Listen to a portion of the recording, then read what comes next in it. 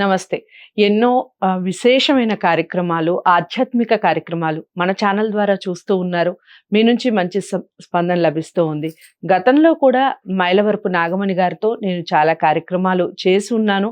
మీ నుంచి వచ్చిన స్పందన చూసి పుష్కరాలకు సంబంధించి ఒక ముఖ్యమైన టాపిక్ మాట్లాడబోతున్నాను.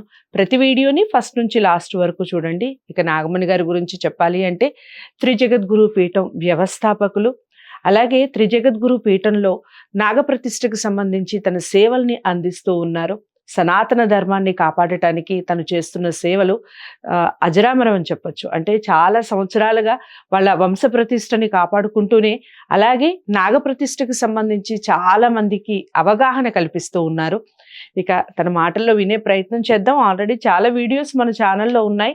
తప్పకుండా ప్రతి వీడియోని ఫస్ట్ నుంచి లాస్ట్ వరకు వాచ్ చేయండి, ఎక్కడ మిస్ కాకుండా. పుష్కరాలకి సంబంధించి నేను కొన్ని వీడియోస్ ఆల్రెడీ మన ఛానల్లో చేస్తున్నాను. కాకపోతే నాగమణి గారు దీనికి సంబంధించిన విశేషమైన కథలు కానివ్వండి, ప్రాముఖ్యత కానివ్వండి తన మాటల్లో చెప్తారు. ప్రతి వీడియోని మళ్ళీ చెప్తున్నాను, ఎక్కడా స్కిప్ చేయకుండా వినండి. నమస్కారం అమ్మా. నమస్కారం అమ్మా. అయితే అమ్మా, ఒక విషయం ఏమిటి అంటే చాలా మంది నదీ తీరానికి వెళ్ళలేని వాళ్ళు ఉంటారు. ఇంట్లోనే ఆ పుణ్యం అనేది దక్కాలి అన్న చాలా మంది ఒకవేళ వెళ్ళి వచ్చిన వాళ్ళు వస్తూ ఆ నదీ తీరానికి సంబంధించిన జలం తీసుకొస్తూ ఉంటారు. అవి మనం ఇంట్లో కలుపుకొని ఆ స్నానం అనేది ఆచరించవచ్చా? దానివల్ల పెద్దగా పుణ్య ఫలితం ఉంటుందంటారా, ఉండదంటారా? అంటే అసలు వెళ్ళలేని వాళ్ళు ఏం చేస్తే మంచిదంటారు ఈ పుష్కరాల టైంలో? చాలా మంచి ప్రశ్న అమ్మా మీరు అడిగింది. ఎందుకంటే పెద్దవాళ్ళు ఉంటారు, వాళ్ళు వెళ్ళలేని పరిస్థితిలో ఉంటారు, పసిబిడ్డలు ఉంటారు కదా. ఏ గంగ దగ్గరికైనా వెళ్ళండి, మీ ఏ నదీ జలమైనా తీసుకోండి, సముద్ర జలాలైనా సరే. ఆ జలాలని మనం సేకరించి ఇంటికి తీసుకొచ్చుకుని అది మనం దాచుకుంటే చాలా రోజులు ఉంటాయమ్మా. ఉన్నప్పుడు ఎప్పుడైతే మనం ఇటువంటి కార్యక్రమాలు చేస్తున్నామో దాంట్లో మనం ఈ జలాన్ని ఒక డ్రాప్ అయినా వేసుకోవచ్చు. విడిగా దేవాలయాల్లో అభిషేకాలు చేస్తుంటారు స్వామి వాళ్ళకి, మూల విరాటికి, అప్పుడు ఈ జలాలు వాడచ్చు.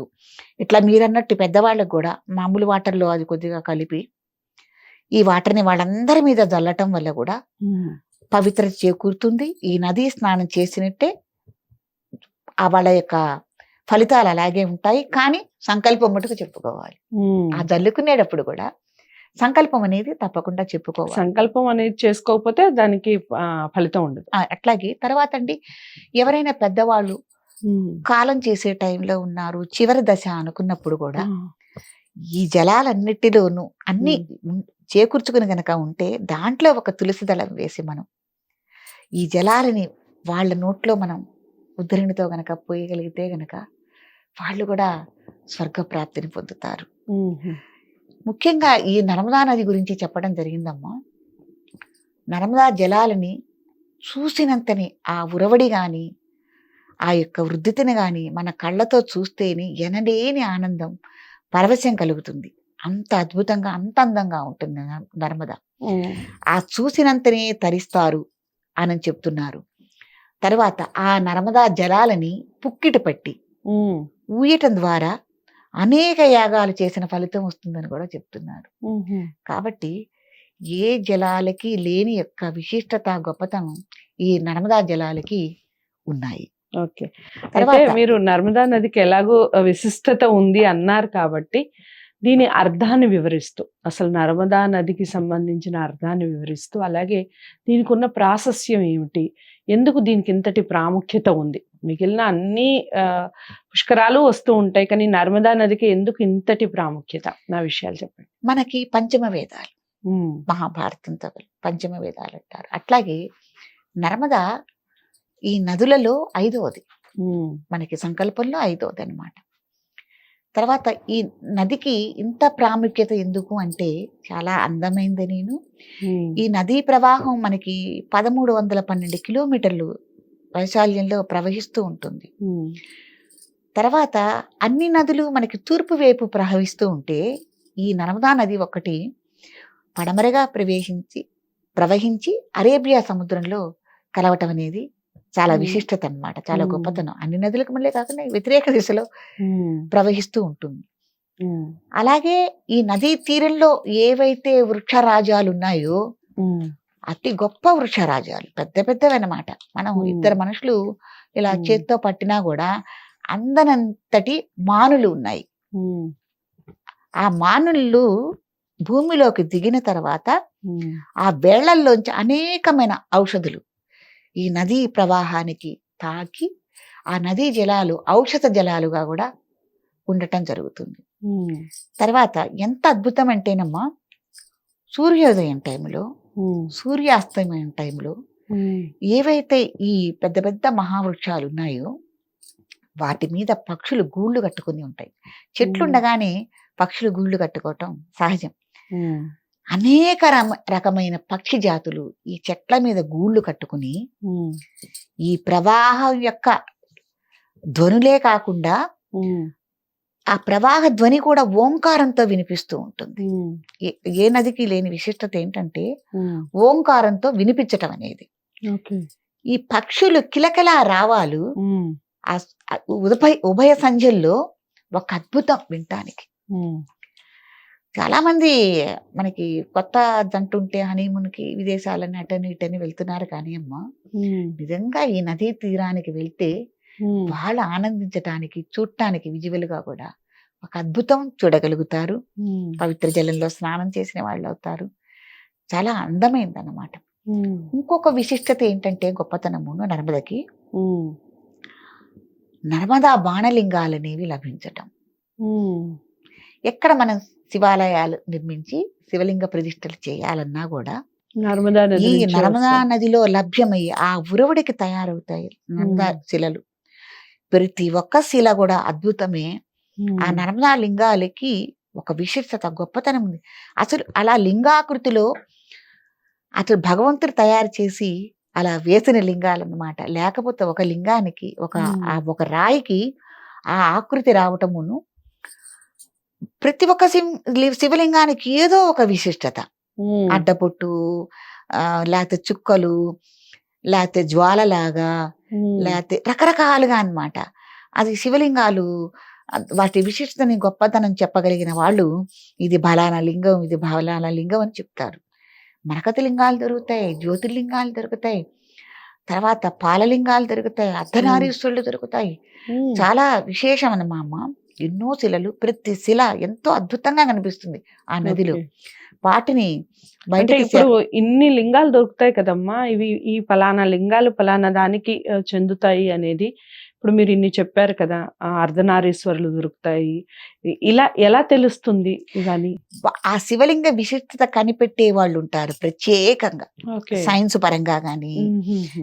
శాస్త్ర పరంగా కానీ ఉమ్, పరిశీలన చేసి చెప్పేవాళ్ళు ఉంటారు. ఉమ్, వాళ్ళు చెప్తారు. ఉమ్, వాళ్ళు చెప్పినప్పుడు వీటిని సేకరించి మనకి ఏం చేస్తారంటే కాశీలో అమ్ముతారమ్మ. ఉమ్, ఉమ్, ఈ నర్మదా తీరంలో కూడా షాపులు ఉంటాయి. ఉమ్, ఆ షాపుల్లో వాళ్ళు అమ్మినప్పుడు మనం ఏ ఊళ్ళో ఏ గ్రామంలో ఈ ప్రతిష్టలు చేయగలుగుతున్నాము, ఉమ్, ఆ స్వామికి ఏం పేరు పెట్టాలి. ఉమ్. లింగాలు అది కోటి, ఇంపార్టెంట్ కదా. ఒక్కొక్క లింగానికి ఒక్కొక్క పేరు మనం పెడతాం ఉమ్, కదా. ఉమ్, అట్లా అంటప్పుడు ఈ లింగం మీరు ఏం పెట్టదలుచుకుంటున్నారు పేరు, ఉమ్, ఏ ఊళ్ళో ఉంటుంది ఈ శివలింగం, ఉమ్, ఎక్కడ ప్రతిష్ఠ చేయదలుచుకుంటున్నారని ముందు ఉమ్, అడుగుతారు. ఉమ్, అసలు ముందు మన గ్రామంలో ఉన్న పూజారులను అడిగినా కూడా చెప్తారు. ఉమ్, దాని ముందే మన నిర్ణయం తీసుకుని శివలింగాన్ని సేకరించుకోవటానికి మనం వెళ్ళాలి. ఉమ్, తీసుకోవటానికి వెళ్ళినప్పుడు వాళ్ళు అయితే మీకు ఇది సరైనది రైట్. అన్న లింగాన్ని వాళ్ళు మీకు ఇదైతే సూటబుల్. ఇప్పుడు మనకి రాళ్ళు కనుక జాతకపరంగా మనం నవరత్నాలు ఎలా అయితే మనం పెట్టుకుంటున్నామో అట్టాగే ఈ శివలింగాలు కూడా మీకు మీ గ్రామానికి మీరు అనుకున్న పేరుకి ఈ శివలింగం అయితే మీకు సూటబుల్ అని వాళ్ళు చెప్తారు. చెప్పినప్పుడు ఆ లింగాన్ని మనం తీసుకొచ్చుకుని మనం ఏదైతే క్షేత్రం అనుకుంటున్నామో, ఏ అయితే గుడి అనుకుంటున్నామో, ఏ అయితే గ్రామం అనుకుంటున్నామో అక్కడ మనం ప్రతిష్ఠ చేసుకుని నిత్య పూజాది కార్యక్రమాలు చేస్తే మహా అద్భుతాలు కలుగుతాయి. ఓకే. ఏ నదికి లేని విశిష్టత ఏమిటి, దీనికి ఇంత గొప్పతనం ఏమిటి అంటే మనం ప్రపంచంలోనే ఏ గ్రామంలోనూ నర్మదా లింగం లేని ప్రాంతం, గ్రామం అంటూ ఉండదు. ప్రతి గ్రామంలోనూ నర్మదా శిల అనేది లింగ రూపంలో విరాజిల్లుతూనే ఉంటుంది. ఎందుకంటే ఓకే. గ్రామం అనే తర్వాత ఒక శివాలయం, ఒక వైష్ణవాలయం తప్పకుండా ఉండి తీరాలి. తప్పకుండా ఉంటుంది. గ్రామం అంటే అదే అని అంటారు. ఉమ్. కాబట్టి అంత గొప్పతనం, అంత విశిష్టత ఈ నడమదకు ఉండటం అనేది జరిగింది. ఉమ్. తర్వాత అనేక మంది ఋషులు, ఉమ్. కిన్నెర కింపురుషాదులు, ఉమ్. మహర్షులు, సాధువులు, ఉమ్. రాక్షసులు, ఉమ్.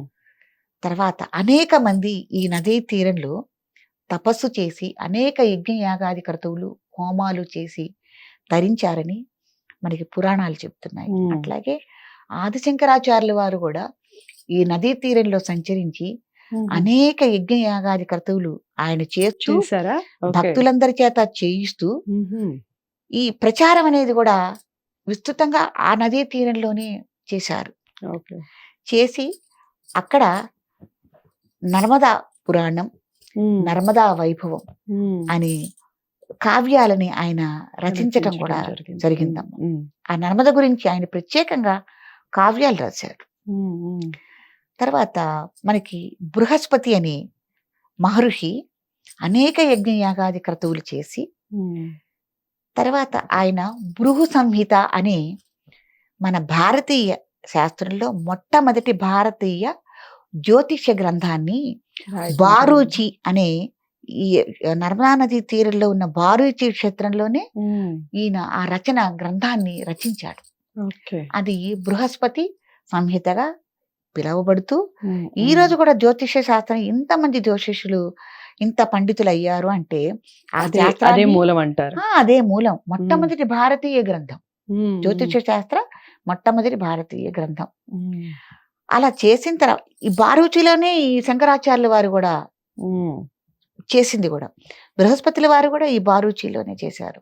ఉమ్. చేసి ఆ జ్యోతిష శాస్త్రాన్ని రచించటమే కాకుండా దాంట్లోంచి 5,000 మిలియన్ల జ్యోతిష చక్రాలని పరిశీలన చేసి ఆయన ఉమ్. దాన్ని భద్రపరిచారు. 5,000 ఓకే. మిలియన్లు ఉహుం. భద్రపరిచారు. తర్వాత ప్రతి జీవికి విధిని రాయటం కూడా జరిగింది అక్కడే ఓకే. బృహస్పతి వారి. ఉమ్. ఉమ్. అందుకుని దీన్ని భృగు కక్షగా పిలుస్తారు. ఓ. అంత విశిష్టత, అంత గొప్పతనం ఉందమ్మా. ఉమ్. ఇదంతా అక్కడే జరిగింది. మరి చెప్తుంటేనే కళ్ళకి కట్టినట్టుగా కనిపిస్తున్నట్టు అనిపిస్తుందమ్మా. చాలా చక్కగా వివరించారు.